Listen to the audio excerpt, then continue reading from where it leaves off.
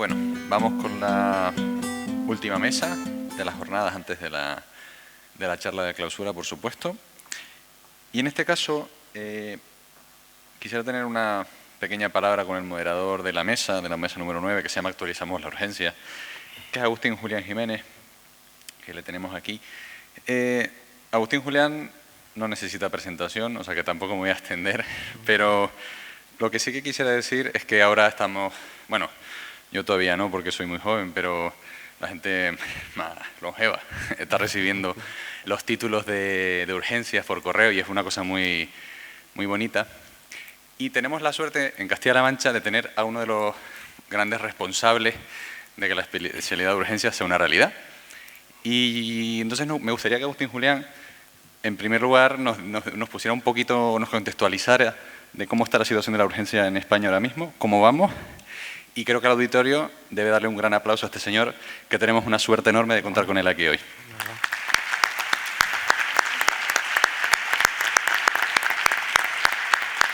Cuando quiera. Bueno, como decía, esto no estaba preparado, ni muchísimo menos. Nada, yo lo primero que quiero hacer es consumir muy poquito tiempo para que haya tiempo luego, por supuesto, para la discusión, que es lo importante, mis compañeros de la mesa. Pero quería dar un saludo y un agradecimiento a todos vosotros, a todos ustedes, si me permitís vosotros, por estar hoy aquí en este Guiar la Señal, todavía a estas horas y después de esta intensidad. He visto vídeos incluso de la cena de ayer, de los bailes con copas en la cabeza, o sea, impresionante, impresionante todo, pero estamos aquí. Y estamos aquí pues porque tenemos vocación por pasarlo bien, pero sobre todo por aprender y sobre todo por hacerlo mejor para el paciente. Entonces, lo primero que quiero hacer es agradecer vuestra presencia en este momento y aquí, en estas jornadas, estas cuartas jornadas, que se dice pronto, de actualización en arritmias y síndrome coronario, de un grupo de trabajo que, más allá de La Mancha Centro, pues ya es absolutamente internacional y por el que pido un primer aplauso antes de que se acabe todo, porque estamos en la recta final, el grupo Arritmanchegos. De verdad que no os podéis imaginar el orgullo, la alegría de estar hoy aquí. Esto es un regalo que me hicieron, hace tiempo me llamó Santiago Cortés y Jesús Monjós también, por supuesto a todos los demás, Carmen, David, Regina, Elena, Paco, o sea, no quiero olvidarme de nadie. Es impresionante y esto es especialidad, esto que estamos hoy aquí es especialidad. Un año más y un momento más estar aquí con vosotros pues es verdaderamente alucinante.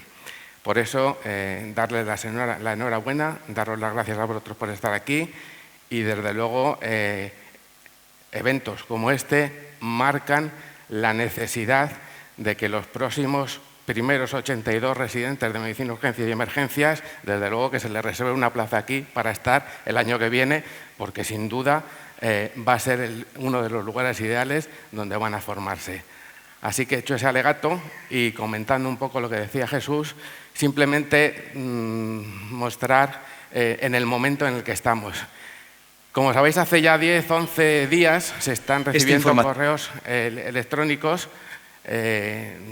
comentando y para que os podáis bajar los títulos. Los títulos de especialista en medicina, urgencias y emergencias, aunque no haya gente que lo haya recibido todavía, no os preocupéis, son 9.000 y pico personas y durante este tiempo se va a recibir.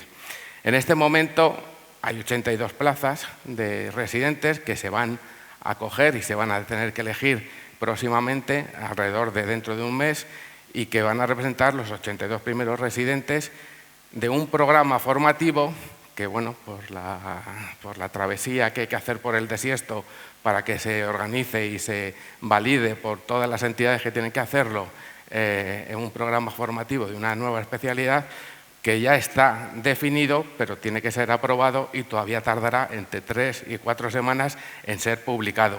Aunque en el momento que esté consolidado, pues lo vamos a compartir con todos los centros, con todos los responsables de los servicios y, por supuesto, con los tutores.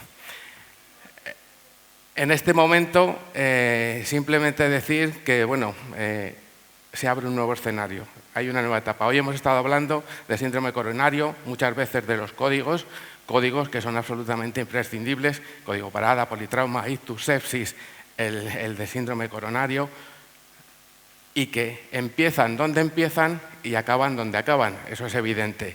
Pero tiene que haber un especialista de medicina de urgencias y emergencias que allá donde suceda, da igual el hospital, el tamaño, las características, en la extrahospitalaria, en la casa del paciente, en la calle o en el hospital grande, que sepa manejar y que sepa lidiar con la situación y con cualquier tipo de paciente. Hemos visto, todavía tenemos la emoción de la mesa de pediatría, a la cual pues bueno, hay que volver a felicitar, indudablemente, pero ya veis que cualquier tipo de lesión, de enfermedad aguda en cualquier sitio y para cualquier paciente de cualquier edad y condición, pues el especialista de medicina de urgencias y emergencias tiene que saber reaccionar y tiene que saber actuar.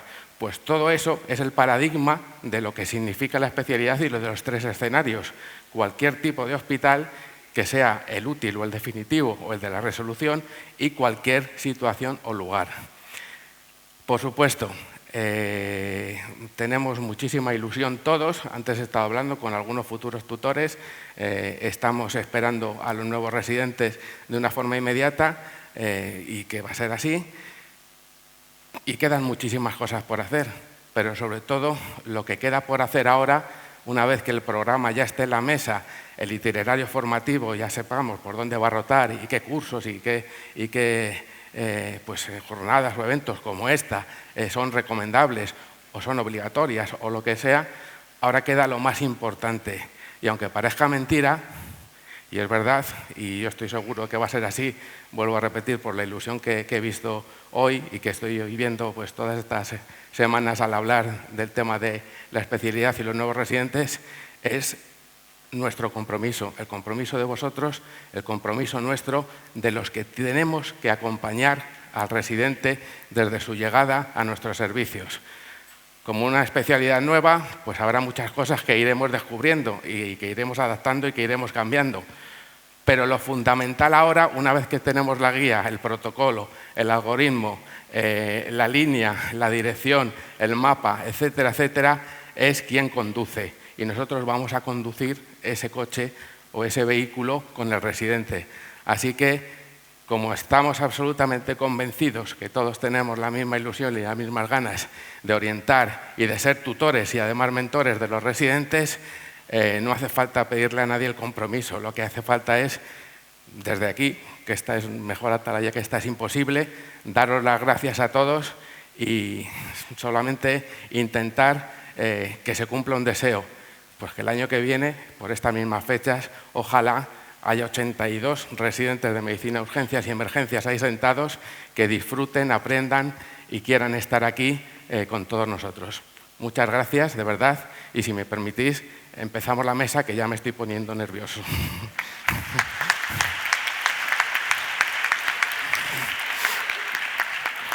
Bueno, pues siguiendo con ello, la verdad es que tenemos, por favor, Paco, tenemos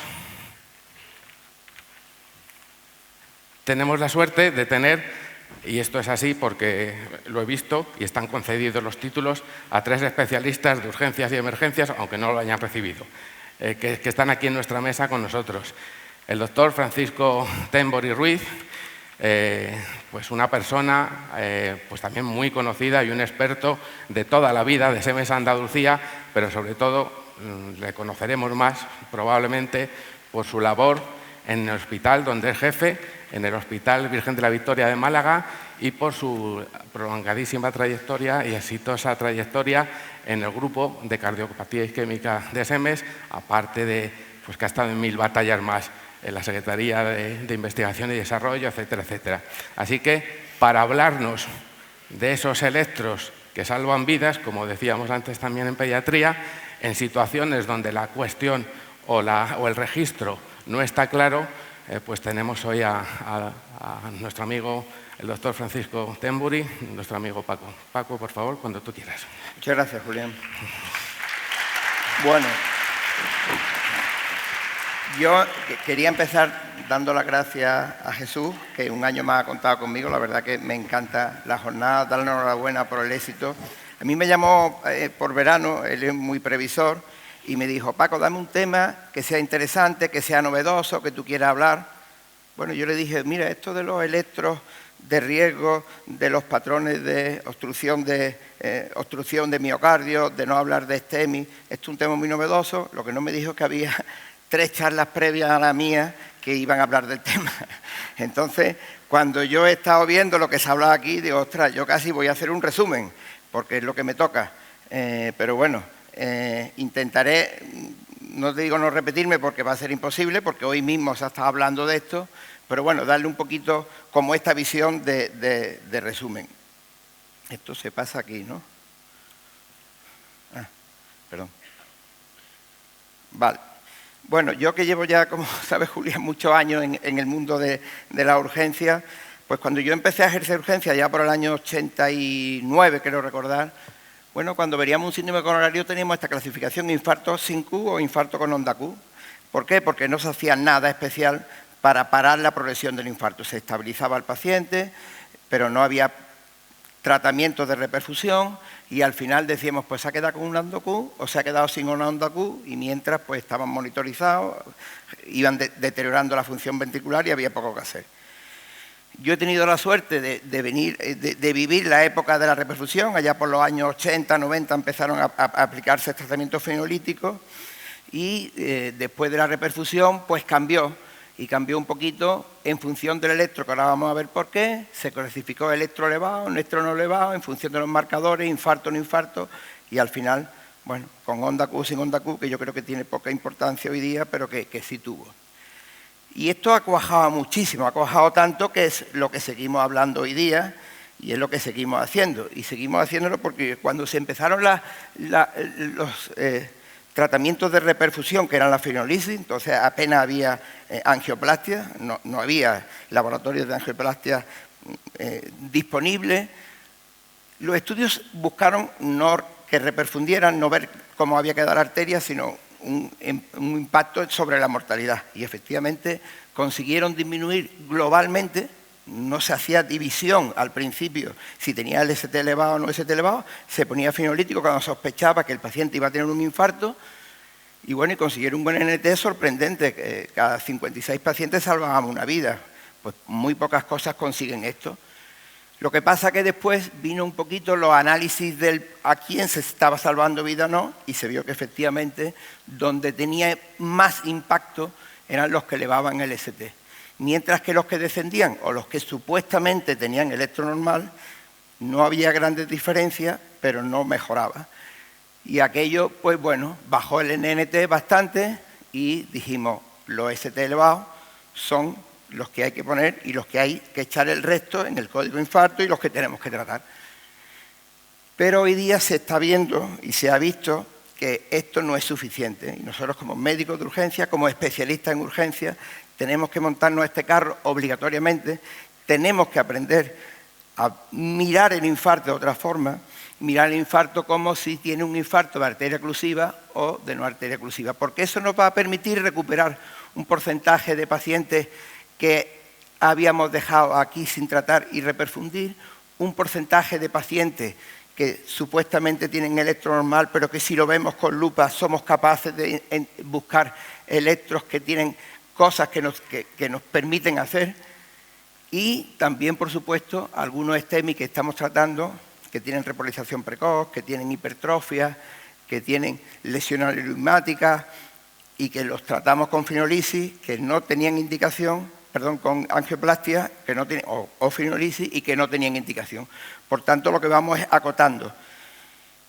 Si yo preguntara qué interesa más, tratar un ST elevado o tratar una arteria ocluida, no sé qué pensáis, pero en el fondo lo que estamos buscando es un paciente que ocluye una arteria, que su corazón empieza a deteriorarse rápidamente y que sabemos que cuanto antes abramos esa arteria, menos corazón dañado va a quedar y mejor va a quedar ese corazón en tiempo y funcionalidad.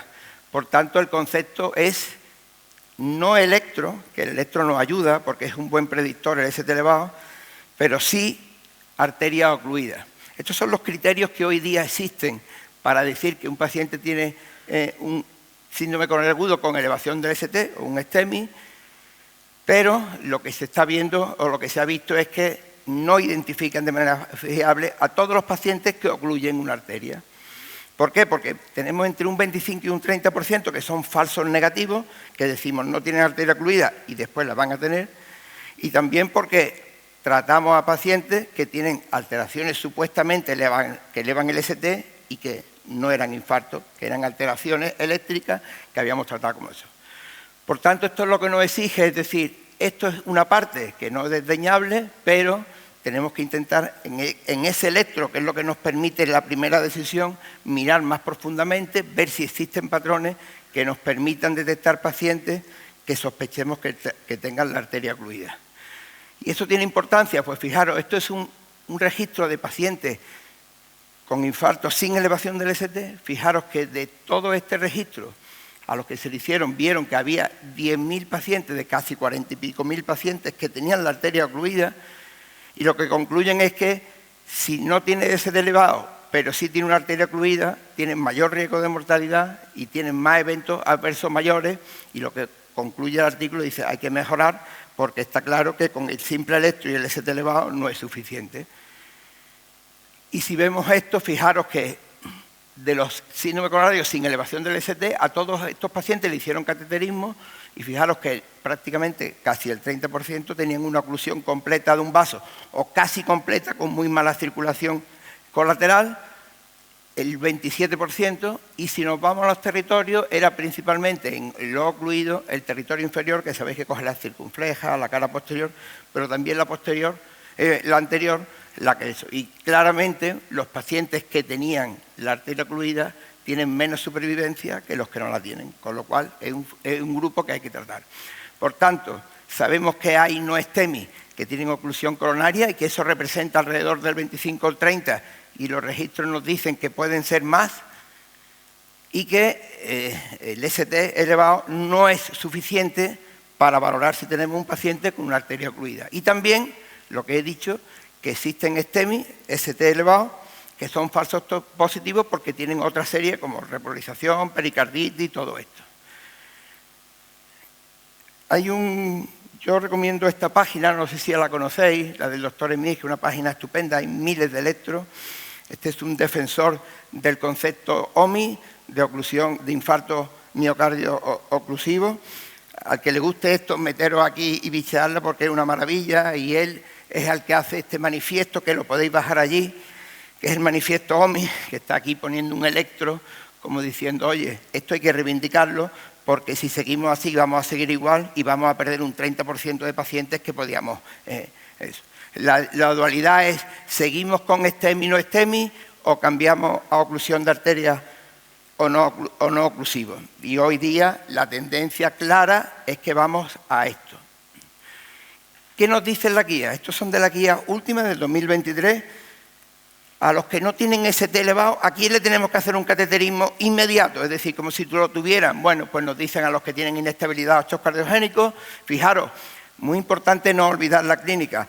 Si el paciente tiene un dolor recurrente, continuo, refractario, ese paciente tiene que ir a la sala de hemodinámica, no habla de electro, vamos, estamos hablando de que no eleva el ST, si tiene insuficiencia cardíaca, arritmias, complicaciones mecánicas, un soplo de nueva aparición, cambios dinámicos en el electro, sugestivo de isquemia. A estos no lo hacen. Hay un grupito que en la anterior guía no es ST elevado, que era este que disminuía el ST difusamente y elevaba a un VR, que en esta guía lo meten ya en el síndrome coronario agudo con elevación del ST. Este grupo, ya tenemos aquí algunos datos que nos van a ayudar fuera del electro a decidir qué paciente tengo que llevar. Y yo insistiría mucho en el dolor torácico continuo y los cambios eléctricos. La guía nos da dos tablas de ST elevado y no ST elevado, pero fijaros que ya nos indican, por ejemplo, el posterior, la oclusión de la circunfleja ventrículo derecho, esta isquemia multivaso que hemos hablado, el bloqueo de rama completo, el bloqueo de rama derecho, y habla en el no ST elevado del patrón de De Winter, el patrón de Welle, que son todos estos electros de riesgo que no son tan fáciles de ver y que tenemos que pensar en ellos.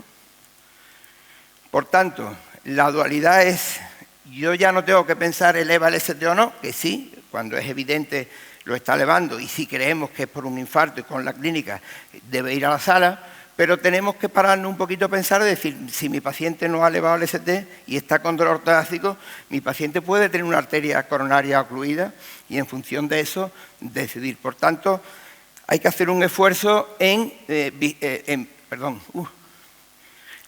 ver electros un poquito más intensamente de lo que hasta ahora estamos acostumbrados.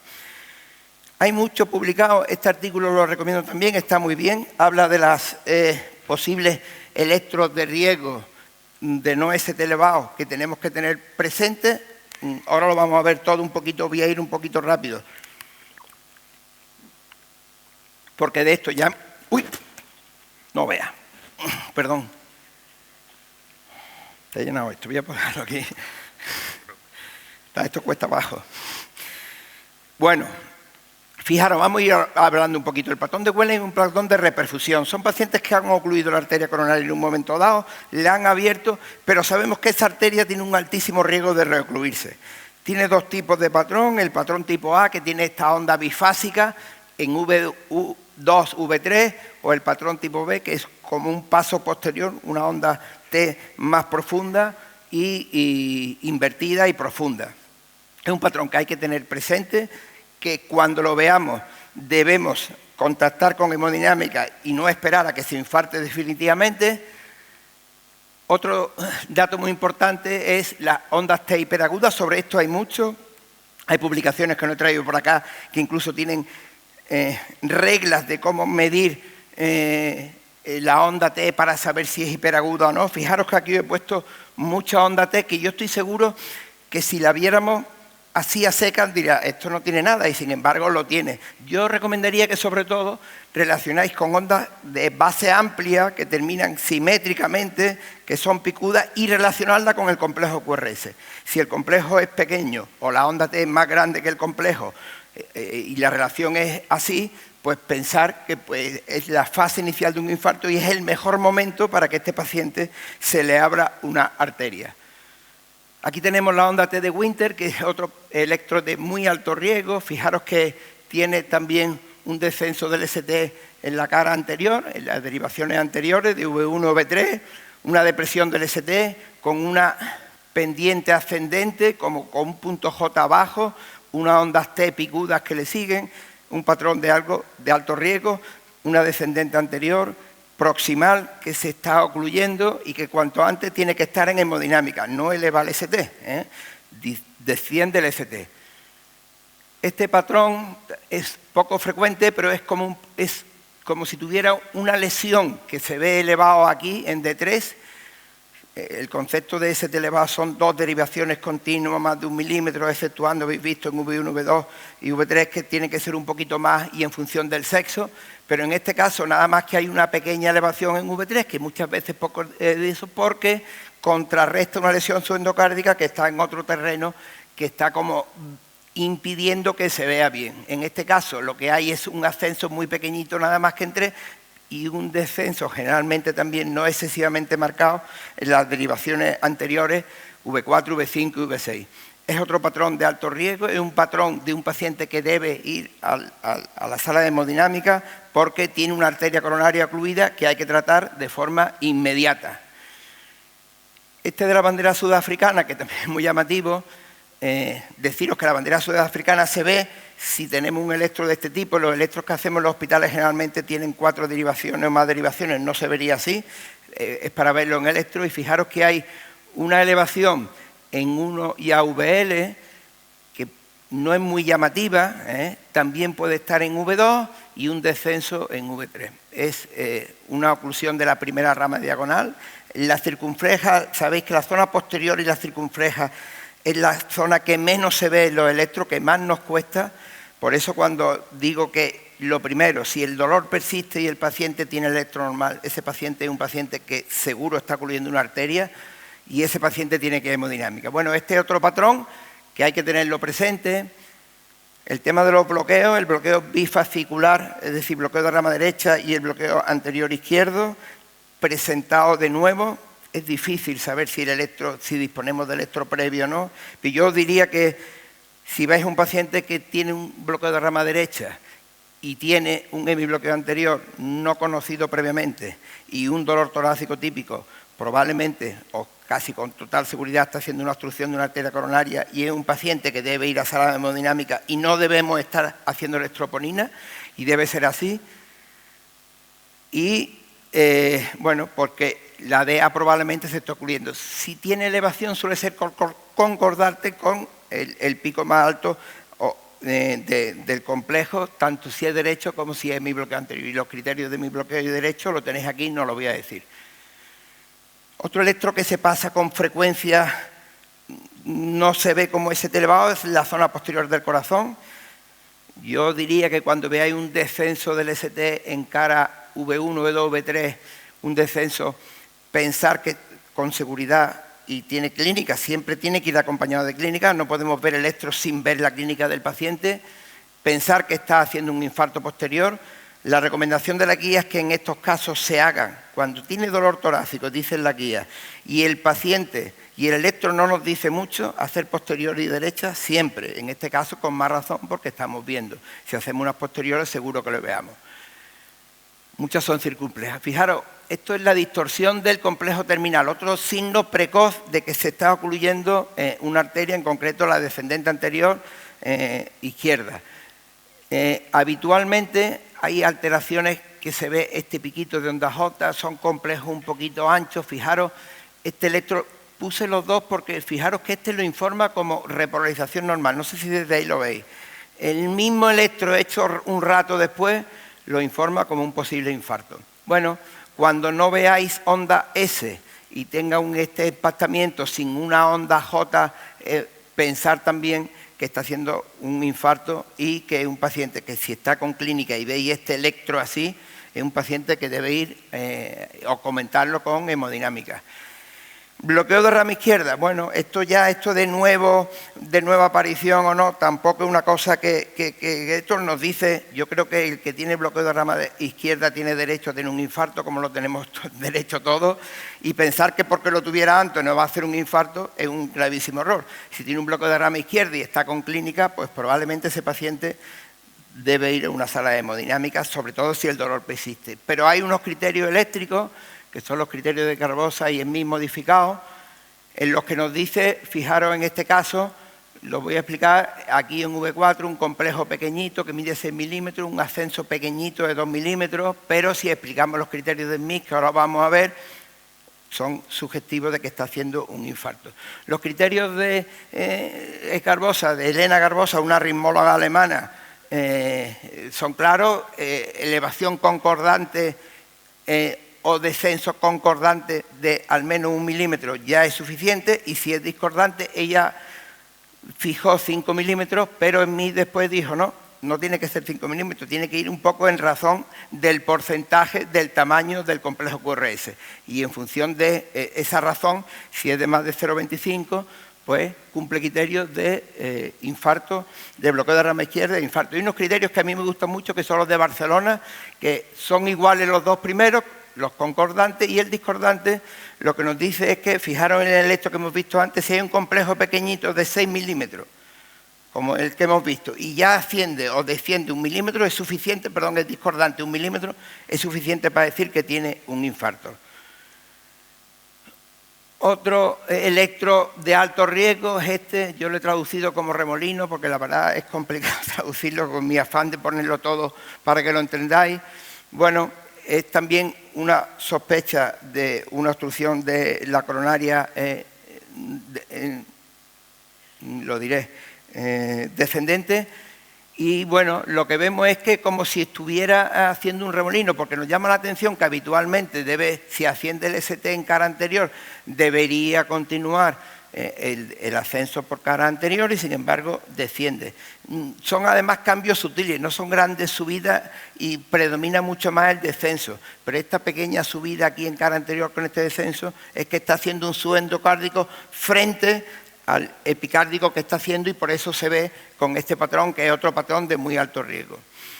Otro infarto oclusivo es este que llaman del norte, y le llaman del norte porque el vector del infarto apunta hacia arriba, hacia VR y hacia VL, y es esta elevación sutil con descenso también en cara anterior del ST de V4 a V6. Otro electro que tenemos que tener presente, diréis, es que tiene elevación. La elevación suele ser de menos de 1 milímetro, suele ser muy sutil, lo digo porque no es evidente, pesa mucho más el descenso, pero nos está diciendo que va a tener una DA o una rama diagonal ocluida y que este paciente, el tiempo que esté sin abrir eso, está lesionando su miocárdico y el miocardio lesionado ya no lo va a recuperar, luego deberíamos comentarlo también.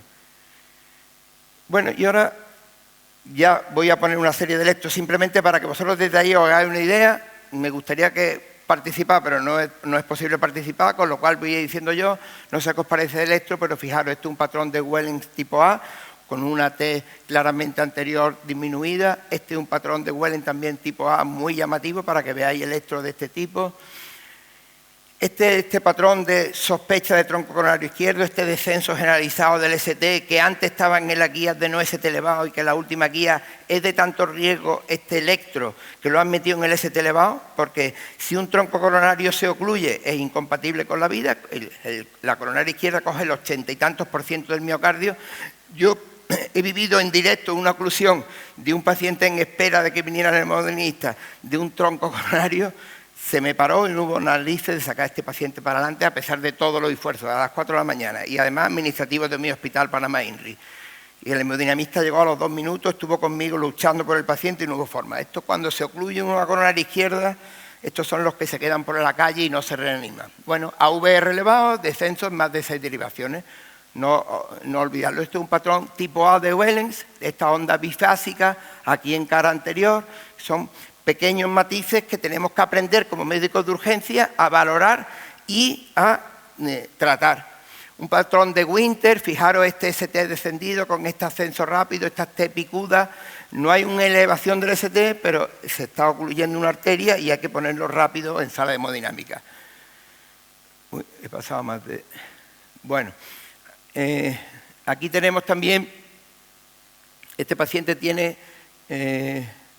también un patrón de Wellens, tipo A, con esta T bifásica aquí, muy sutil, lo digo porque muchas veces esos cambios sutiles, no hay que olvidar que cuando hacemos este electro el paciente está refiriendo clínica. Vuelvo a insistir que el paciente refiere clínica. Aquí tenéis un electro de un patrón de Winter también, con este ST descendido y estas T picudas tan llamativas, tiene que ir rápido a la sala de hemodinámica. Aquí tendréis... este es un patrón de elevación en AVR en uno y descenso en las demás. También, aunque AVR no se tenga presente, es un paciente de alto riesgo. Un patrón de Wellens tipo B, un patrón de Winter. Bueno, yo voy poniendo electro un poco para que vayáis dando cuenta un poquito. Aquí tenéis un ascenso...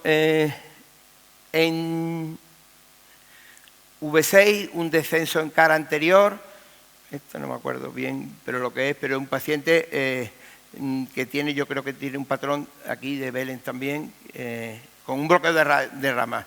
Patrón de Winter, bueno, simplemente porque veáis unos cuantos electros de estos matices tan pequeños que como médicos de urgencia, como médicos de la extrahospitalaria, estamos obligados a ir valorando y a ir teniendo. Esto es un bloqueo de rama derecha, un bloqueo anterior, muy sutil esta elevación del ST. Si este paciente tiene este criterio de mi bloqueo anterior y tiene un bloqueo de rama derecha, es un paciente que está ocluyendo un vaso y que tiene que estar. Bueno, un patrón generalizado también de ascenso. Esto es de esa hoja, este blog de Smith, un poco recoge todas las características del electro y la anatomía coronaria, lo dejo ahí por si queréis verlo, pero lo hemos revisado todo lo que hay. Esto también es de esta página que hay herramientas, yo creo que aquí la inteligencia artificial, la lectura de electros nos va a permitir mejorar mucho. Fijaros que aquí nos recomiendan cómo diferenciar, ellos tienen una aplicación que está muy bien, que te permite fotografiar el electro y mide todas estas sospechas de oclusión de arteria, de infarto oclusivo, y nos mide, por ejemplo, nos dice, tiene criterios de repolarización precoz, que en ocasiones es difícil, o esto se está infartando. Bueno, ahí tenéis herramientas de cómo hacerlo. Y bueno, yo creo que esta ya es la última. Simplemente deciros que hay un paciente que hay sospecha de un síndrome cardiovascular agudo, si cumple criterios de STEMI, hemos de excluir otras causas de elevación, como son patrones eléctricos como de pulgadas, del sistema electrolítico, aneurismas, repolarización precoz, hipertrofia, que no haya artefactos, que no haya pericarditis, miocarditis, tacosubo. Si no cumple, si alguno de estos están presentes, no es un STEMI, sino un imitador de STEMI. Si no están presentes, es un STEMI con arteria oclusiva. Y si no tiene elevación del ST, no hemos de valorar si tiene alguno de estos patrones, que es, nos tienen que decir si al final no es STEMI con arteria oclusiva, que debe ir a un cateterismo o no. Yo diría que os preguntéis, ¿el paciente tiene un dolor persistente o recurrente? Si es persistente o recurrente y el electro no os dice nada, algo está ocurriendo. No digáis, espero y lo dejo ahí con el dolor hasta que yo me aclare y que vea las troponinas. Si existen ondas T hiperagudas o cambios sutiles muy pequeños, elevaciones de menos de 1 milímetro, pensar que estamos en la fase inicial de un infarto y que este paciente, mientras antes lo lleve hemodinámica, mejor. Si tiene patrones de Wellens, de Winter, si tiene un bloque de rama izquierda, mirar los patrones de Escarbosa con el MIT y el de Barcelona también nos puede existir. Si existe este electro de tronco de elevación de AVR con descenso globalizar de al menos 6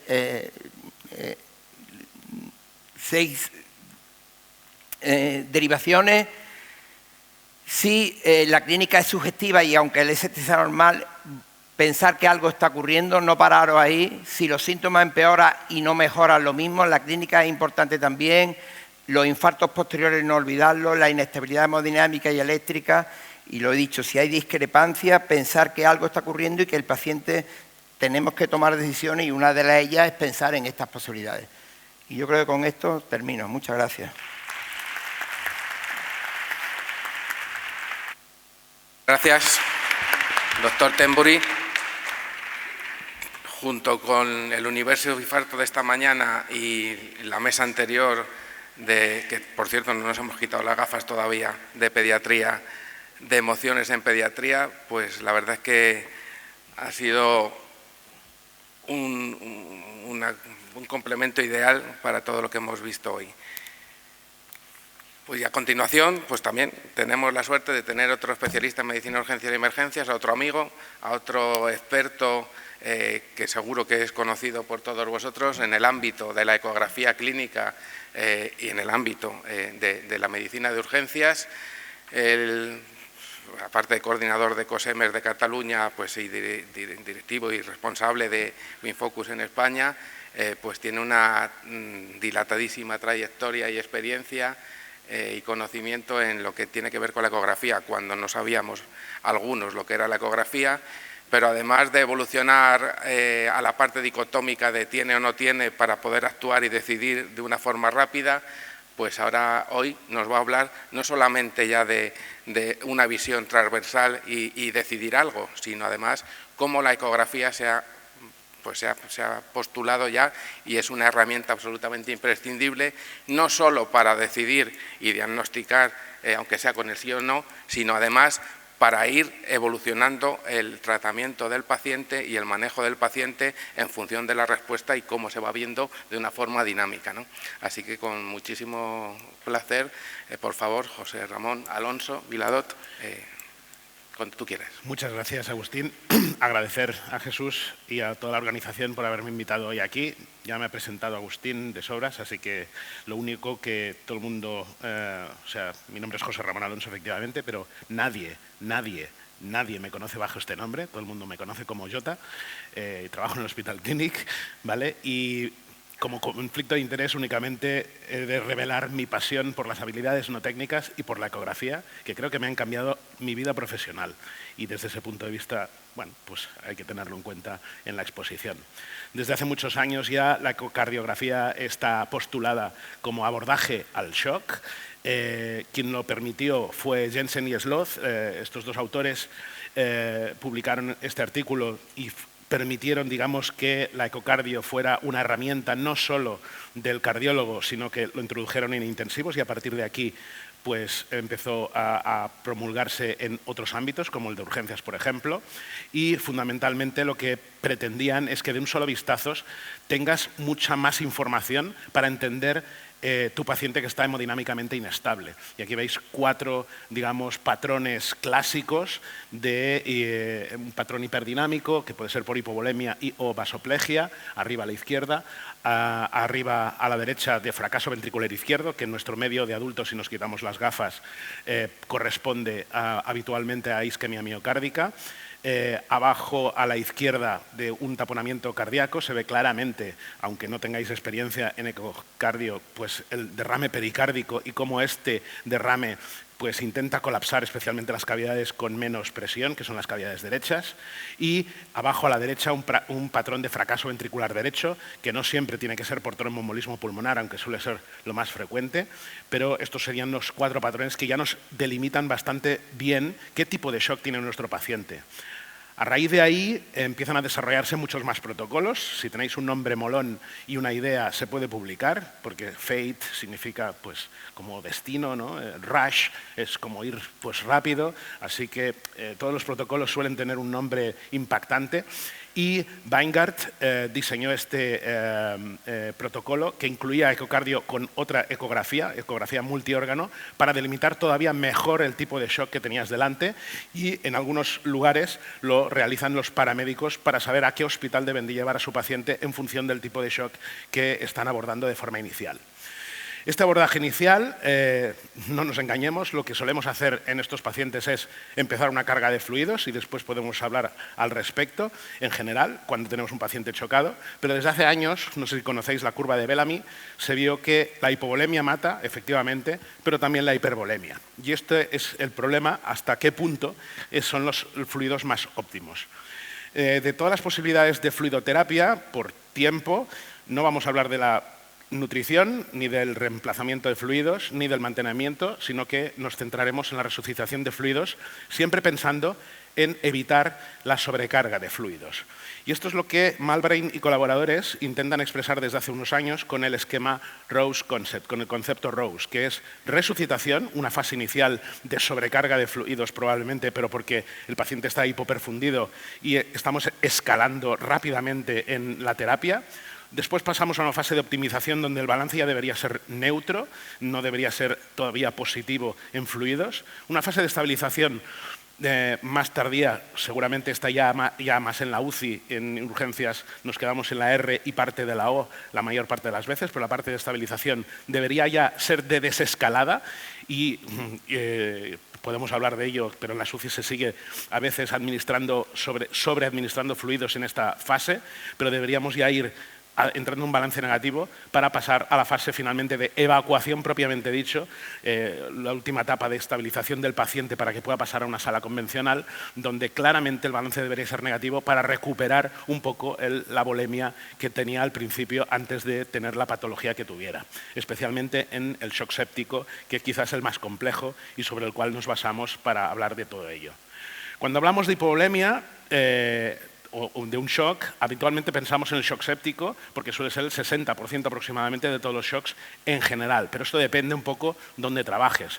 Estamos en un foro donde hay mucho cardiólogo, no conozco a nadie más parco en fluidos que un cardiólogo. ¿Por qué? Pues porque su UCI, sus coronarias y su UCI coronaria, me refiero, y sus patologías son sobre todo de shock cardiogénico, un subtipo que probablemente los fluidos, a no ser que sea un Forrester 1, pues poco fluido, o sea, poca cantidad y se tiene mucho en cuenta la sobrecarga de fluidos en ese sentido. Pero el resto de médicos que estamos en otros ámbitos, lo que vemos sobre todo son shock séptico. Por tanto, la administración de fluidos inicial a priori es brutal. Históricamente contábamos con la presión venosa central. Y, bueno, se la medíamos, calculábamos. De hecho, Rivers en el año 2001 publicó el Early Goal Directed Therapy, que su objetivo era ponerle fluidos hasta tener una presión venosa de 8. y no paraban de administrar fluidos hasta conseguir este objetivo hemodinámico. Luego se vio que este objetivo, con los siguientes estudios, que no era lo que necesitaba el paciente y se ha abolido este objetivo como tal. Pero siguiendo esta filosofía y cuando empezamos con el tema de la eco, vimos que con la cava y con la correlación con la presión venosa central podíamos tener una gran información. Así que todos nos pusimos como locos a mirar cavas y a administrar fluidos según la cava, ¿sí? Habían diferentes índices de colapsabilidad en el paciente con reacción espontánea, de distensibilidad en el paciente ventilado mecánicamente porque las presiones intratorácicas van a la inversa. La idea era ver cómo variaba la vena cava con la respiración e inspiración y qué tamaño tenía en expiración. Este sería un cálculo de colapsabilidad de la vena cava. Se puede hacer visual perfectamente porque al lado derecho tenemos una regleta que nos dice más o menos qué está, que si tiene una colapsabilidad de más del 40%, con una sensibilidad del 70% y especificidad del 80%, el paciente era respondedor a fluidos. La misma técnica, pero en el paciente ventilado tenía otros índices, otros umbrales de detección para saber si el paciente era respondedor o no respondedor. Y todo iba fantásticamente bien desde nuestro punto de vista hasta que salieron estos dos artículos que cuestionaban ampliamente el uso de la vena cava como predictor de fluidos, de administración de fluidos. Tanto es así que fue un crack y empezaron a aparecer en redes sociales #acaba con la cava. ¿Sí? Sí, sí. Yo no creo exactamente que debamos acabar con la cava, sino que la cava la debemos entender y lo dejamos después para debatir en todo caso. Así que, en este punto de desesperación, volvimos a coger el Guyton, y digo volvimos, no nosotros, sino todo el ámbito médico, y pensar qué era la respuesta a fluidos. Y la respuesta a fluidos no es más que la mejoría del gasto cardíaco cuando se administra un aumento de la precarga rápido, es decir, habitualmente unos 500 mililitros en 10, máximo 15 minutos esa administración, y el gasto cardíaco aumenta por encima de un umbral de detección, clásicamente un 10%, pero según la técnica que se utilice, un 10, un 12, un 15%. Es decir, que si aumenta radicalmente el gasto cardíaco y fuera de error el gasto cardíaco con la carga de fluidos que hemos administrado, se considera que el paciente es respondedor. El tema es que si el paciente no era respondedor, ya se lo hemos administrado. Así que eso es un problema, porque lógicamente lo descubrimos después de hacerlo. Y los no respondedores son o pacientes que están en otra fase de la curva de Frank-Starling, ya sea porque están con una volemia más alta, pero es el mismo corazón, digamos, que el que ejecuta, o pacientes con determinadas cardiopatías que tienen rápidamente una muy mala respuesta a incrementos de precarga rápida. Y esta administración de fluidos la hacíamos de forma real. Hemos aprendido, y también desde los intensivos, que las variaciones con el volumen tidal, las interacciones entre el pulmón y el corazón, de alguna forma, como modifican la llegada de fluidos al corazón, es un engaño, entre comillas, para el corazón en cuanto a la modificación de precarga y, por tanto, analizando el gasto cardíaco según las variaciones respiratorias, pues nos permite también saber si el paciente es respondedor o no respondedor antes de la administración de fluidos. Y también han salido muchísimos trabajos de simular que le damos fluidos elevando las piernas al paciente. Con el levantamiento de piernas se produce una bajada de sangre de las piernas hacia el corazón y es como si le administráramos unos 400.000 litros que si revertimos la situación no se los hemos administrado y el paciente no respondedor no le tenemos que administrar más fluidos. Esto lo hacemos, el control, de forma con monitorización intensiva, pero de forma no invasiva.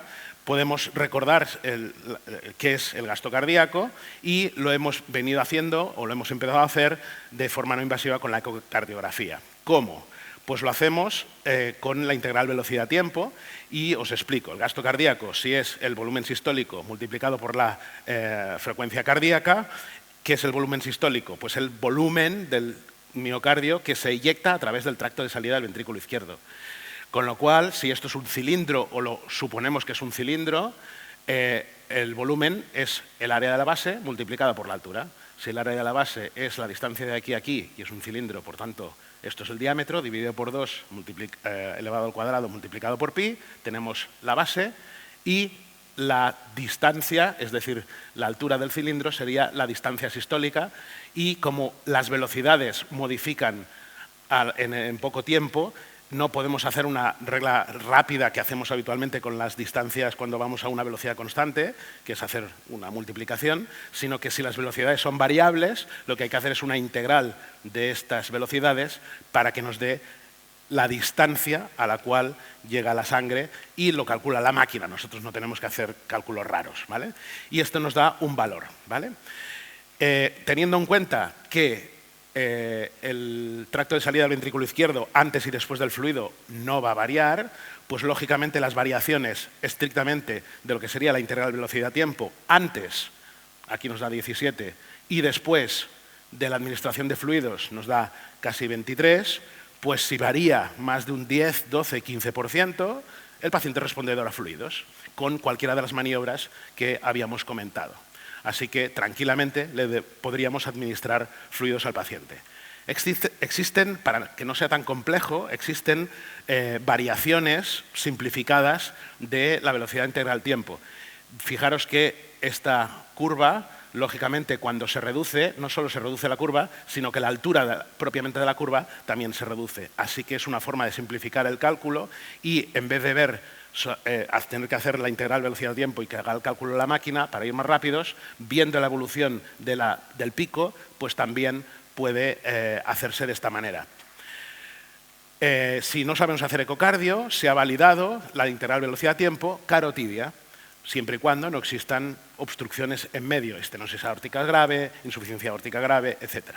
¿Vale? Así que haciendo el Doppler en la carótida y haciendo la integral velocidad-tiempo, también podríamos saber si el paciente es respondedor a fluidos o no.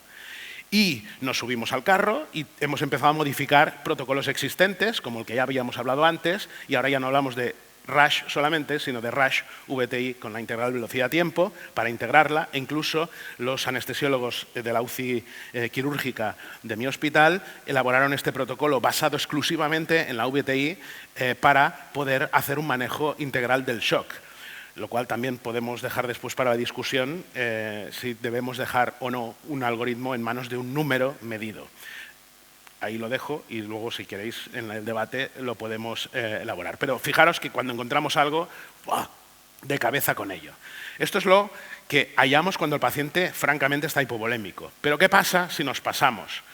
Pues desde hace años el propio Daniel Lichtenstein, el gran crack de la ecografía pulmonar, el iniciador, nos habla de que el paciente que tiene muchas líneas B, dentro de su protocolo FOLS, pues se comporta diferente hemodinámicamente, y por tanto es lógico pensar que este paciente va a deteriorarse si le seguimos administrando fluidos.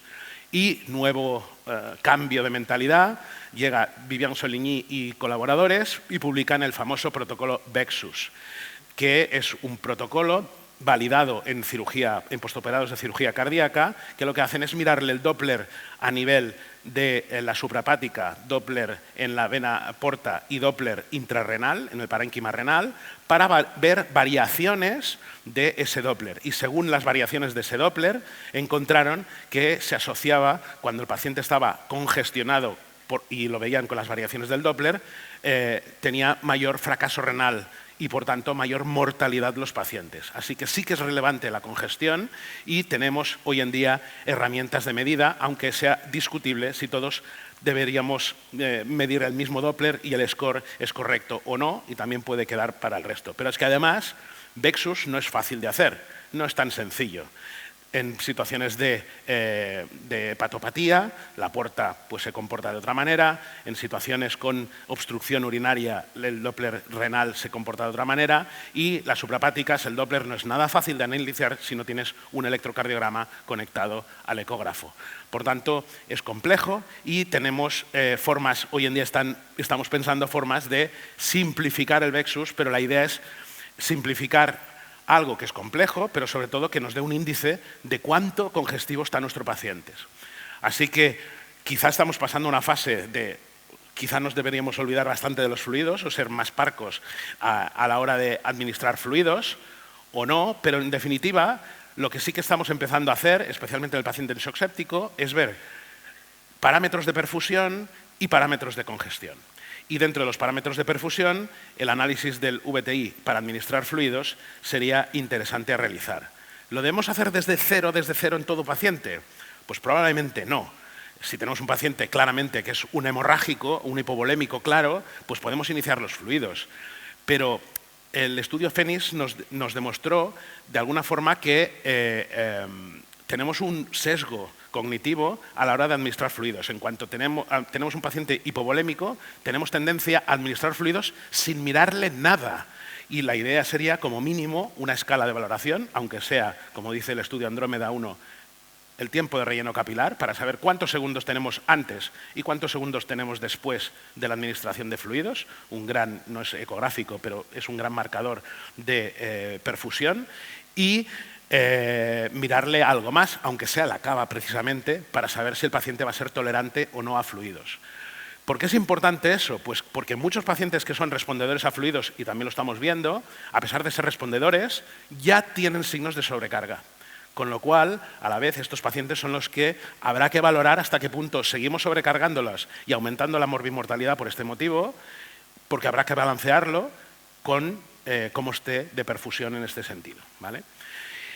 Vuelvo al principio, lo primero sería una evaluación inicial para saber el tipo de shock, porque eso ya nos debería hacer pensar en cuánto fluido va a requerir nuestro paciente. No todo paciente requiere 30.000 litros por kilo de peso, como dicen las guías, en absoluto.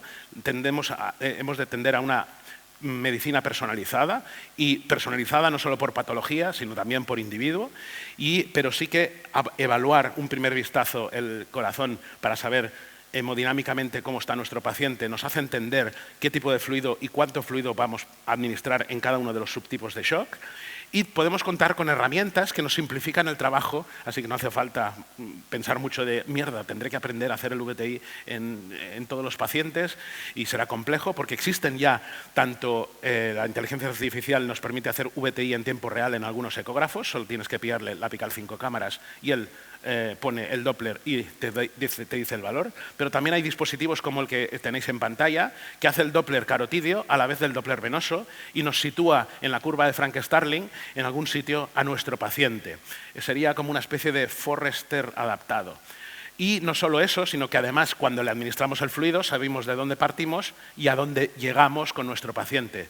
Así que el conocimiento hemodinámico con un aparatito, eso sí, que la batería dura unos 40 minutos aproximadamente, es complejo, pero en esos 40 minutos iniciales del abordaje quizás sería interesante el evaluarlo. Estas son las guías últimas del shock séptico de la europea de intensivos, donde algo se empieza a hablar sobre la congestión por fin, de evaluar la congestión, insistir en que los bolus de fluidos no son en 3 horas, sino que el bolus tiene que ser dado en 5 o 10 minutos cada uno de los bolus, y habría que revalorar en cada uno de los bolus antes de alcanzar la dosis habitual que ponen las guías, que por aquí también sale en algún sitio, de los 30 famosos mililitros por kilo de peso. Y aquí hubiera acabado la charla, de no ser que cuando vi que ponía actualización en arritmias y síndrome coronario agudo, me quedé como diciendo, y yo he venido a hablar un poco de mi libro, pero está aquí, ¿no? Al menos apliquémoslo, pues apliquémoslo a esto, ¿no? Y hay 2 grandes problemas, ¿no? En el final, que lo entenderéis perfectamente, y que es el de la fibrilación auricular. Fluidoterapia, monitorización, ecografía, fibrilación auricular. Pues tenemos grandes problemas porque vamos muy mal. Como sabéis, la fibrilación auricular, pues la frecuencia cardíaca es irregular y por tanto a la hora de hacer todas esas mediciones fracasa. Y no son pocos los pacientes que tenemos en fibrilación auricular. Por tanto, es muy bonito tener algo teórico, un marco teórico muy bien desarrollado, pero a la hora de la práctica, muchos pacientes, todo esto no sirve absolutamente para nada. Y hay que ser honestos y decirlo. ¿Qué hay al respecto? Pues hay poca cosa publicada, la verdad. Una de las cosas publicadas que hay es evaluar la cava para ver si es tolerante a fluidos y con elevación de piernas para ver si sigue siendo tolerante a fluidos, a pesar de que el paciente esté en irregular, sin hacer ninguna medición al respecto. Y quizá es lo más validado, porque sí que había un trabajo muy interesante donde valoraba el índice de la integral velocidad-tiempo en algún latido concreto y teniendo en cuenta la distancia del RR correspondiente a ese latido, y lo cual es muy interesante porque son latidos con diferente precarga cada uno, porque la variación en cada uno de los latidos podemos asumir que sobre todo es una variación diastólica y por tanto de la precarga del ventrículo, pero es que no está publicado. No sé por qué, lo busqué, pero no está publicado. El trabajo teóricamente acabó en el año 2020, pero los autores no han llegado a ninguna conclusión y este artículo no está publicado. Y lo que hay publicado es complejo porque requieren cálculos muy complejos y no es con ecografía, que es elaborar estos mapas en función a la frecuencia cardíaca y teniendo en cuenta la variación tanto respiratoria como de la propia frecuencia cardíaca para que valore la presión de pulso como sucedáneo del volumen sistólico.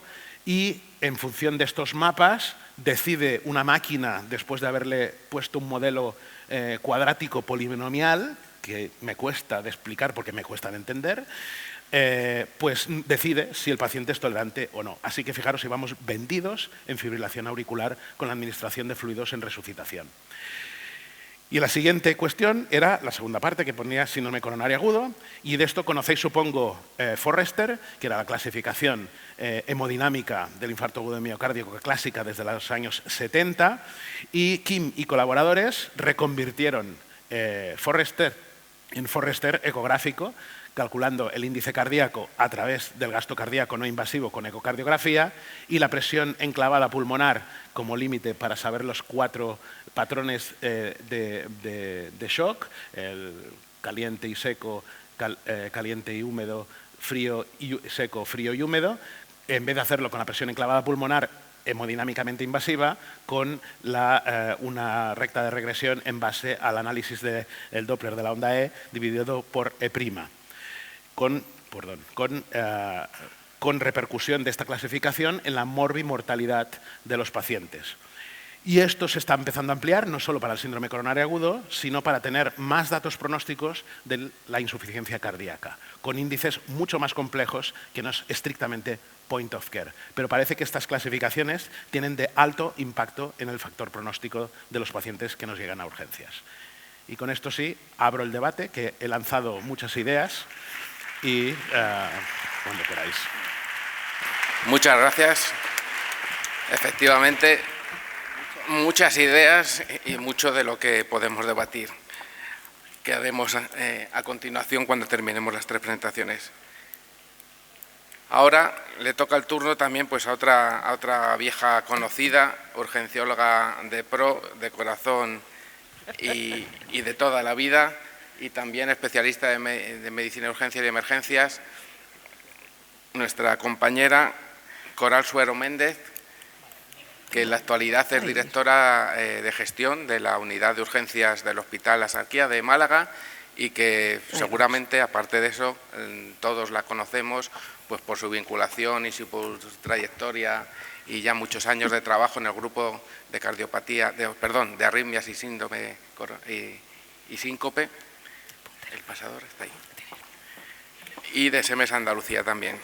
Y en esta ocasión, pues para hablar de otro ámbito, de otra área temática de la medicina de urgencia y de emergencias, nos va a contar si existe algo nuevo en relación con las tendencias actuales y las estrategias del tratamiento antirrobótico. Por favor, Coral, cuando pueda. Muchas gracias. Bueno, tengo que decir que seré longeva o vieja, como tú quieras, pero soy una nueva urgencióloga de menos de una semana. El jueves pasado hice mi primera guardia, después de 26 años trabajando, la primera como verdadera especialista en urgencia y emergencias. Y creo que... Gracias. Sí.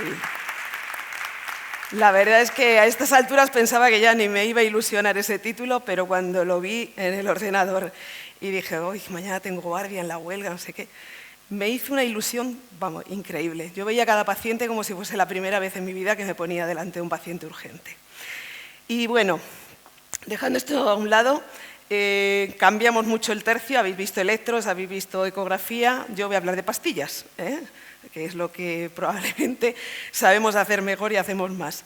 Pero quiero hablaros sobre todo un poco de por dónde circulan los tratamientos antitrombóticos en este momento, porque parece que lo tenemos ya todo como muy establecido, ya sabemos de las dobles terapias, de las triples terapias, ya sabemos de la anticoagulación, sabemos de los nuevos anticoagulantes, ya casi tradicionales en vez de nuevos, pero sigue habiendo novedades y sigue habiendo movimientos y sigue habiendo estudios. Y un poco lo que quiero contaros aquí es lo que se está cociendo en estos momentos, que hay en la olla y qué está ocurriendo.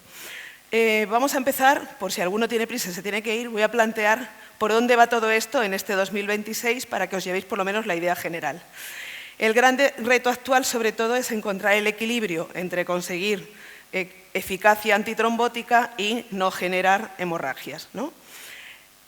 Por supuesto, vamos cada vez más hacia una medicina muy personalizada. Eso de que a todo el mundo le vamos a hacer lo mismo, olvidaros. Cada vez vamos a tener que sentarnos a pensar más, como ha dicho antes Georgia, sentarnos delante del paciente a pensar qué es lo que queremos hacer con este paciente, porque ningún paciente es igual a otro. Y la individualización del tratamiento es el futuro.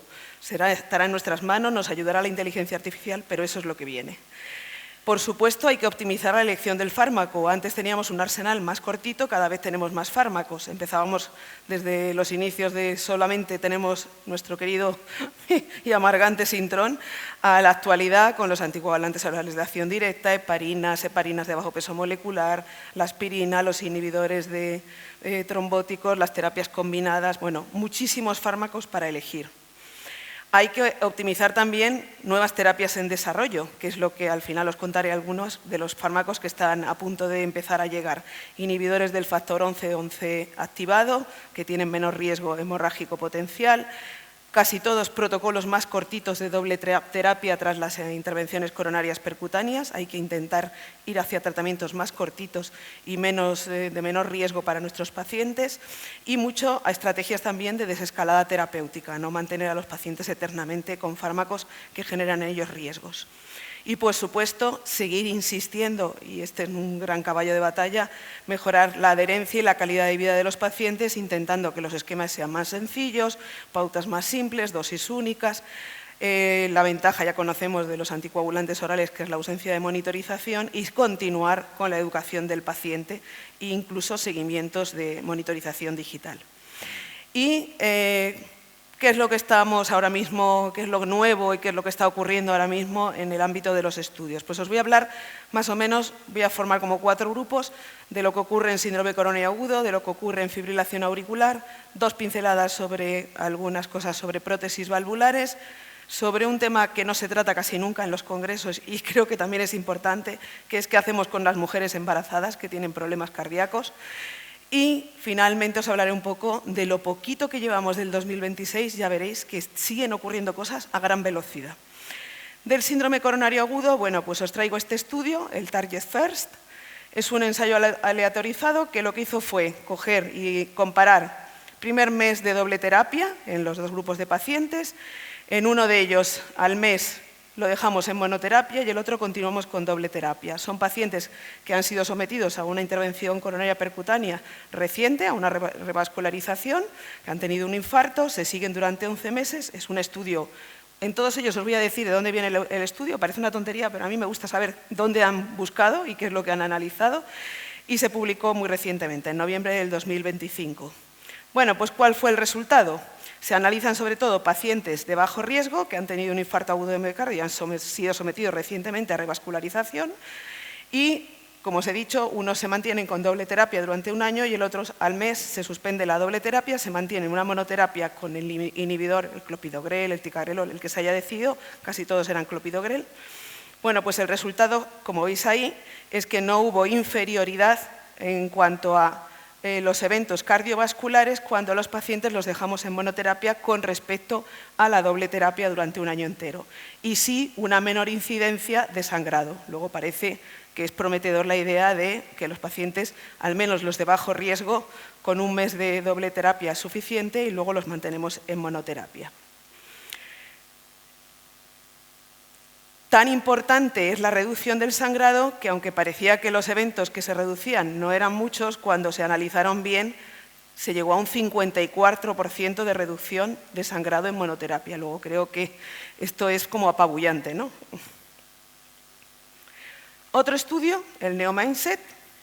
Este es otro ensayo aleatorizado. En este deciden, vamos a acortar todavía más esto. Vamos a intentar que los pacientes estén menos tiempo todavía con doble antiagregación. Deciden que la doble antiagregación la van a mantener solo 4 días y a los 4 días unos a monoterapia y otros a doble terapia.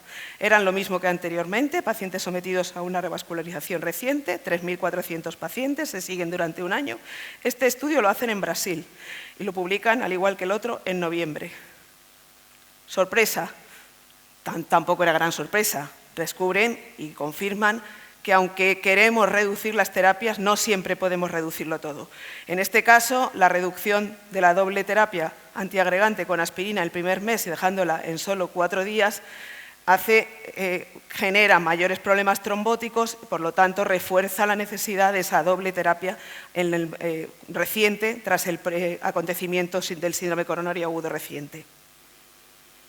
Por lo tanto, a través de este estudio se determina que se produce un incremento de los eventos isquémicos en las primeras semanas tras el evento coronario agudo, que la aspirina no debe ser interrumpida en ese primer mes de tratamiento, sino que hay que continuar y que una vez terminada ese mes sí que nos podemos plantear el continuar con esa monoterapia, como decía el otro estudio, pero siempre en pacientes con bajo riesgo isquémico. No se atreven a plantear una monoterapia en pacientes con alto riesgo isquémico. Tenemos más. El TAXI. Este lo que decide es analizar si en pacientes sometidos a un bypass aortocoronario es mejor la prevención solo con aspirina o añadirle un fármaco como el ticagrelor que aumente la eficacia de los eventos trombóticos y ver si hay seguridad en esa pauta de tratamiento. Este se realiza en hospitales nórdicos, se incluyen 2.000 pacientes, 2.200, se publicó también recientemente, en diciembre. Y aquí, bueno, pues lo que se descubre es que la adición del ticagrelor a la aspirina no consigue mejorar los resultados. No es mejor que la antiagregación simple con aspirina y, sin embargo, como veis aquí en la imagen de la derecha, sí que se incrementa mucho el riesgo hemorrágico. Por lo tanto, hay que tener cuidado con estas adiciones y tras la cirugía de revascularización coronaria, lo ideal es individualizar mucho el tratamiento, pero la adición del ticagrelor aumenta los riesgos hemorrágicos sin que sea una mayor la eficacia que se consigue a la adición a la aspirina. Por lo tanto, ojo con esta doble terapia.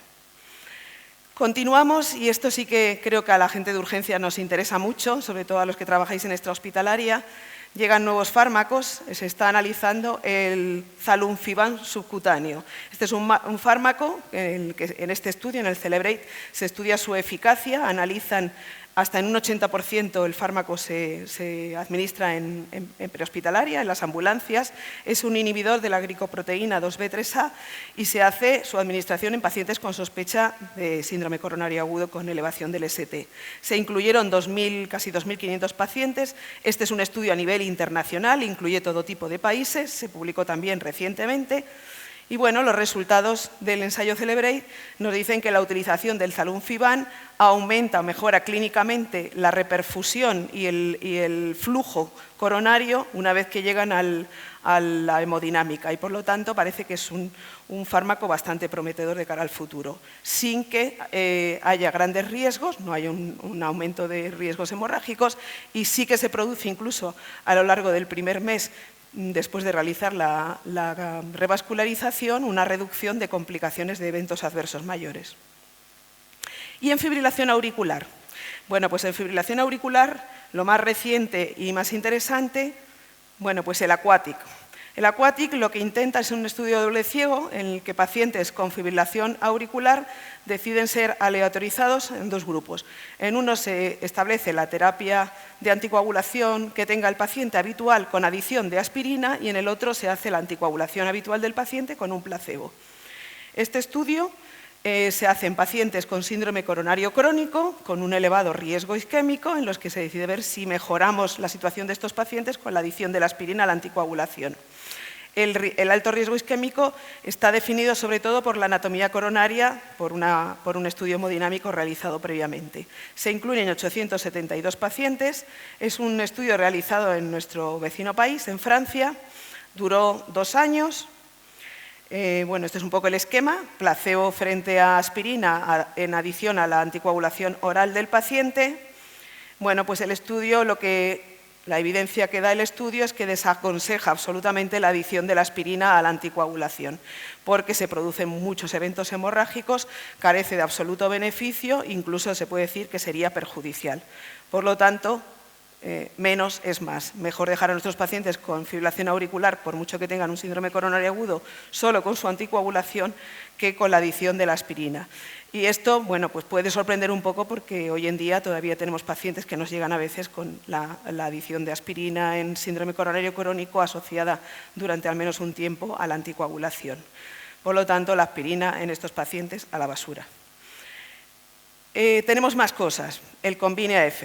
En este estudio, es un subestudio de los 4 estudios pivotales clásicos, de los estudios de los anticoagulantes orales de acción directa, pero lo que hace es un análisis más profundo de qué ocurre en pacientes con un score de fragilidad superior a la media, en pacientes añosos, pacientes por encima de los 75 años, y analiza un poco qué pasa con estos pacientes. Ya sabéis que en estos pacientes los estudios decían que en los pacientes que estaban bien anticoagulados con los antivitamina K, mejor dejarlos ahí que no pasar anticoagulantes orales de acción directa. Y analizan en total de los estudios pivotales 6.000 pacientes que estaban en tratamiento estable con antivitamina K.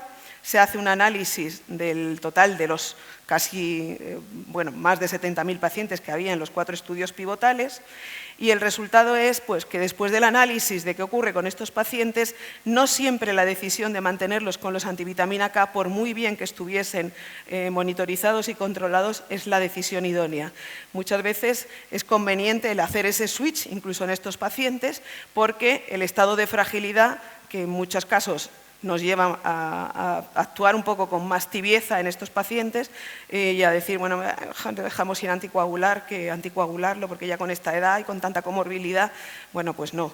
El estudio demuestra un poco, este subestudio, que estos pacientes se benefician claramente de la utilización de anticoagulación, a ser posible de la anticoagulación con los anticoagulantes orales de acción directa, y que es beneficioso para su calidad de vida. Tenemos más. Este es el Prestige-AF. Lo que hace es analizar un poco en pacientes que han tenido una hemorragia cerebral espontánea y que tienen de base una fibrilación auricular, ¿qué hacemos después con ellos? ¿Cómo los tratamos posteriormente? Si se les pone un anticoagulante oral de acción directa, que sabemos que en principio sería el que podría prevenir, o nada. Son pacientes, como he dicho, con hemorragia cerebral previa y una fibrilación auricular de base. Se incluyeron no muchos pacientes, 319. Se estratificaron incluso por sexo y localización de la hemorragia. También se comienza el tratamiento a los 15 días, entre 15 y va variable en función de la decisión del médico que incluye al paciente en el estudio. El seguimiento se hace durante 1 año y medio y se publicó también el año pasado, en marzo del 2025. Las conclusiones, bueno, pues en los pacientes en los que se inicia anticoagulación después de la hemorragia cerebral, es verdad que se reduce de manera significativa la presencia de eventos isquémicos posteriores, pero el riesgo de una aparición de una hemorragia intracerebral fue significativamente mayor en el grupo en el que se anticoagula que fue significativamente mayor en el grupo que se anticoagula que en el no anticoagulado. Por lo tanto, bueno, pues esto de volver a anticoagular a un paciente que ha tenido una hemorragia cerebral lo deja un poco ahí en la incertidumbre, ¿vale? En cuanto a las válvulas, bueno, pues hay un par de estudios. Os puedo hablar del ensayo en VALV. Este se realiza en pacientes con reemplazo valvular, la mayoría de ellos son aórticos, y lo que se decide es ver si van mejor anticoagulando después de la colocación de la válvula con edoxaban o con warfarina. Son 389 pacientes, poquitos, en hospitales de Japón, se publicó en julio del 2025, Y aquí, bueno, pues lo que al final se ve es que tras la cirugía del reemplazo valvular, la anticoagulación con edoxaban es tan efectiva como la warfarina. Sin embargo, sorprendentemente, lo que se encuentra es que hay un mayor riesgo de sangrado con el edoxaban, lo cual, bueno, deja ahí también un poco la situación que parecía que iba a ser algo, bueno, una posibilidad el empezar a utilizar algún anticoagulante oral de acción directa, pero sin embargo, pues parece que todavía no. Y luego planteamos otro estudio que he encontrado, significativo también del año pasado. Lo que plantea es un estudio también, un ensayo aleatorizado, unos pacientes en los que tienen una trombosis de una válvula protésica, los aleatorizan a realización de fibrinolisis para la desaparición del trombo o una cirugía urgente. Generalmente, cuando se utiliza fibrinolisis, como es lógico, se produce un mayor riesgo de hemorragia que si se hace una intervención. Pero la intervención obtiene un resultado mucho más definitivo. Pero claro, la intervención no siempre se puede realizar en todos los escenarios y siempre es más segura, pero no siempre es accesible. Por último, como he dicho, no quiero dejar de detallar un poquito qué pasa con las embarazadas. El año pasado se publicaron en la Sociedad Española Europea de Cardiología, publicó unas guías sobre enfermedad cardíaca y embarazo. Son bastante interesantes porque abordan todos los temas. En este caso os traigo el registro ROPAC, se denomina. Es un registro que viene realizándose desde el año 2017, incluye a mujeres embarazadas con enfermedad cardíaca y en este registro en concreto con mujeres embarazadas con enfermedad cardíaca y que tienen prótesis valvulares. Y analiza un poco qué es lo que está ocurriendo con estas mujeres, cómo se tratan, cómo se previenen los eventos trombóticos en ellas. Ya sabéis la dificultad de la anticoagulación en las pacientes embarazadas, la utilización de la antivitamina K no se puede mantener durante todo el embarazo, hay que combinarlo con las heparinas. ¿Y qué ocurre con estas mujeres?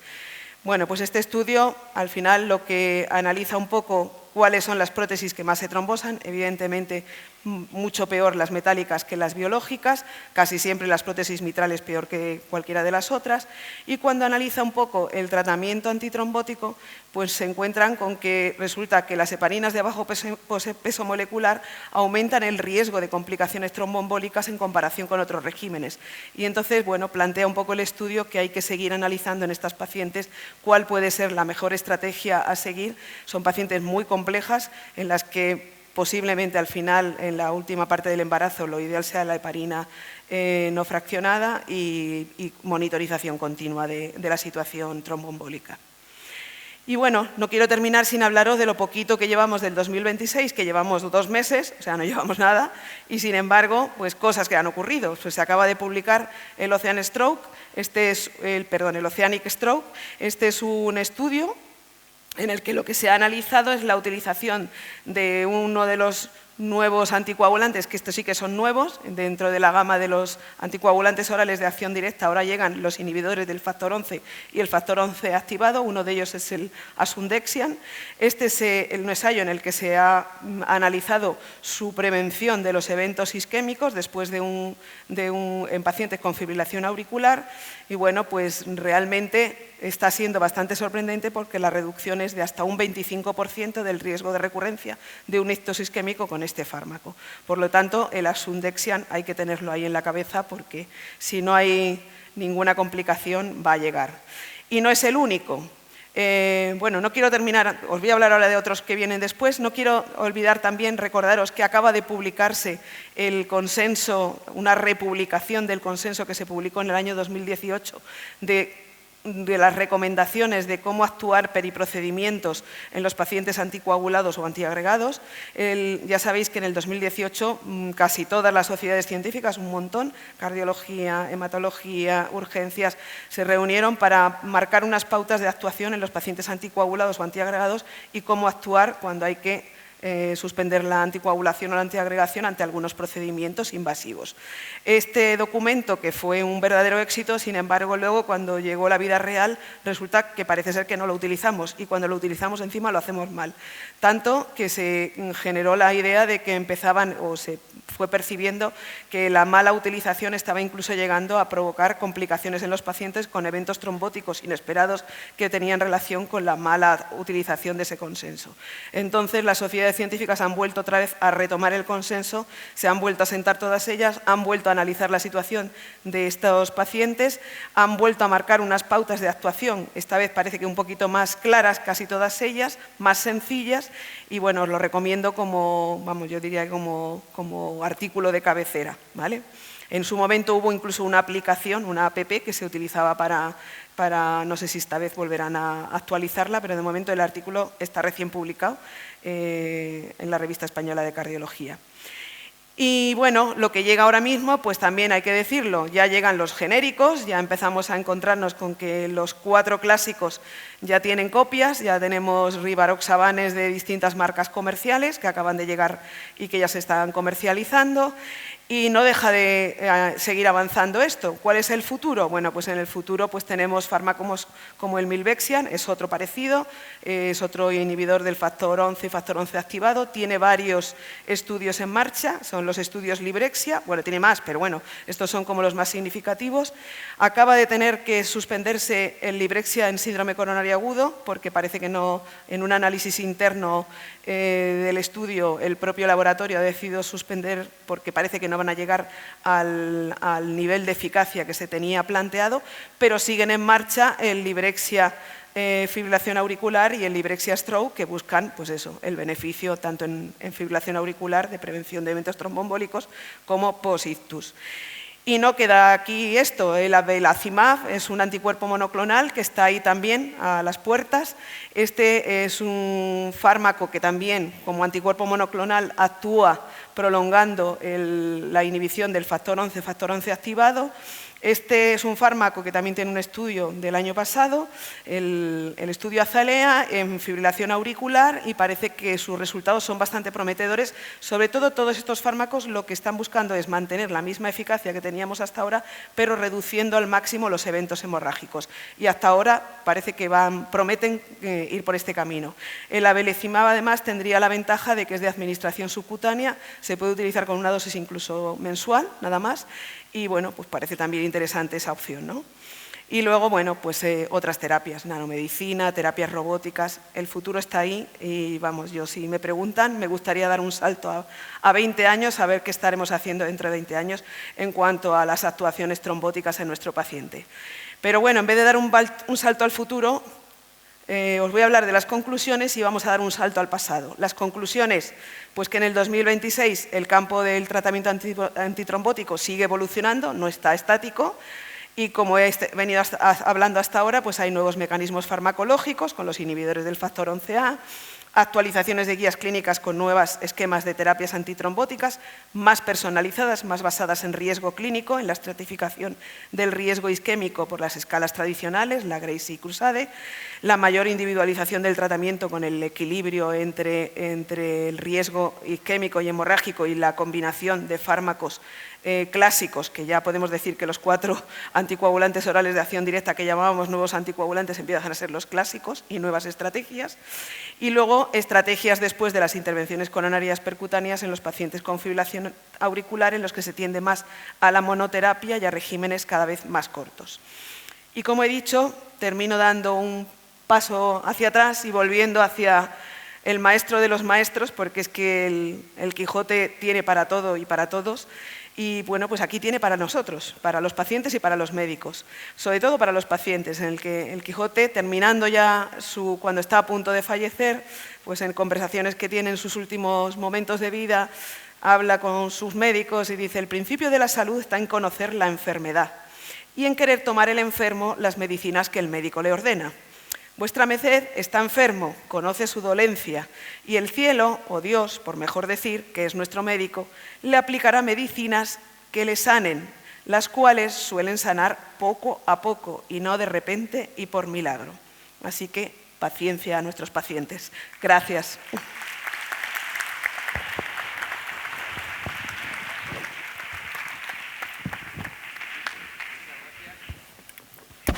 Sí, perdón. Muchas gracias a los tres, excelente, 3 ámbitos distintos. Desgraciadamente y con gran cargo de conciencia estamos ya en el tiempo, o sea que probablemente solamente quede oportunidad para que una pregunta y que sea breve y corta. Nada, a modo de resumen, porque habría muchísimas cosas de las que tendríamos que comentar.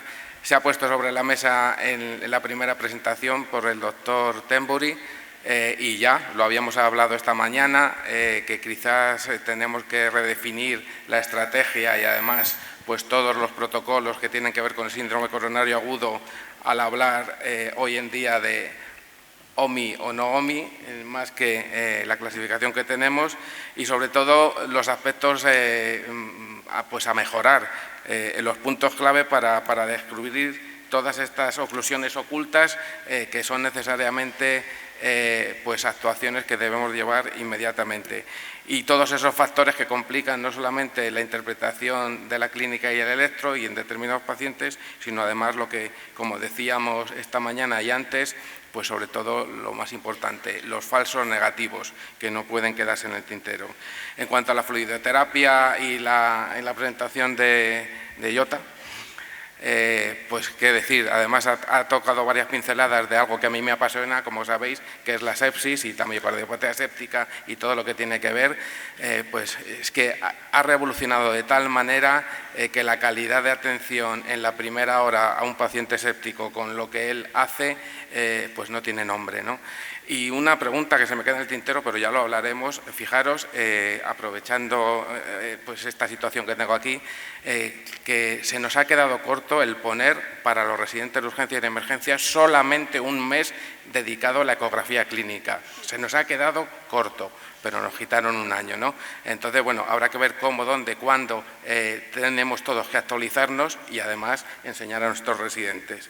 Y por último, pues bueno, me ha gustado mucho, aunque el repaso, los highlights que nos ha dado Coral de este último año, su mención que ha hecho a la mujer por las características clínicas y por las diferencias que tienen, que muchas veces no interpretamos, pero entra de lleno en la individualización y la personificación de los tratamientos y la atención, y sobre todo las embarazadas. A mí es que lo que más nervioso me pone una embarazada, no son uno, son dos, y además todo mucho más complejo y hay que interpretarlo. Entonces, y solamente pues ese apunte del Zalufibán, bueno, que hasta qué punto evidentemente va a ser un canto en un día o al desierto, o efectivamente vamos a contar con una medicación en el punto de primera atención que favorece y mejora la calidad y que encima es subcutáneo y que actúa en 15 minutos, ¿no? Entonces, me parece muy interesante para que cuando regresemos a casa pues hay muchísimos temas que podemos revisar y repasar. Y no sé si no queda tiempo para ninguna pregunta, lo siento muchísimo de verdad. Muchísimas gracias a todos.